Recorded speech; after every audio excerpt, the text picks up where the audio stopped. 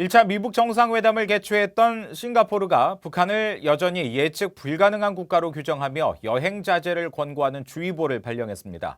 여러 나라들의 이런 조치들이 관광 산업을 통한 외화벌이에 부심하는 북한에 압박이 될 것이라는 분석이 나옵니다. 조상진 기자가 취재했습니다. 싱가포르 외교부가 북한 내부 상황이 예측 불가능하다며 여행 자제 권고를 담은 북한 여행주의보를 발령했습니다. 싱가포르에 본부를 둔 일부 관광 사업자들이 여전히 북한 여행 상품을 판매하고 있는 것이 확인된 데 따른 조치입니다. 싱가포르 외교부는 북한 여행 시 자국민들이 유엔 안보리 대북 결의와 싱가포르 자체 관련 법규를 위반할 가능성이 높다고 밝혔습니다. 그러면서 완전 금지는 아니지만 북한 방문을 가능한 한 제고할 것을 권고하며 부득이 방문할 경우 어떤 제재나 법규도 위반하지 말라고 당부했습니다. 또 싱가포르는 북한과 외교 관계가 없다면서 북한 여행 시 문제가 발생할 경우 제대로 된 영사 지원을 제공받지 못할 것이라고 경고했습니다.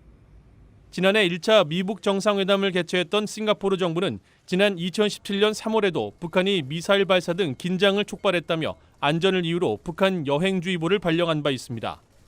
영국과 프랑스, 스페인, 독일 등 유럽 국가를 비롯해 캐나다, 말레이시아 등도 북한의 계속된 핵실험과 탄도미사일 발사, 오토원비어 사망 사건 등을 계기로 북한 여행주의보를 발령한 뒤 갱신하고 있습니다.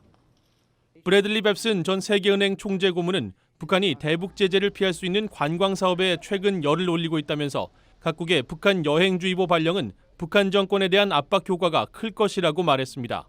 They're trying to suppress.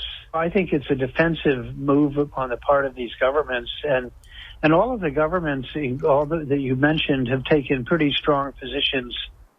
또 이번 여행주의보 발령은 북한 여행을 통한 사치품 거래 등 대북 제재 위반 단체나 개인에 대한 경고의 뜻도 있다고 분석했습니다.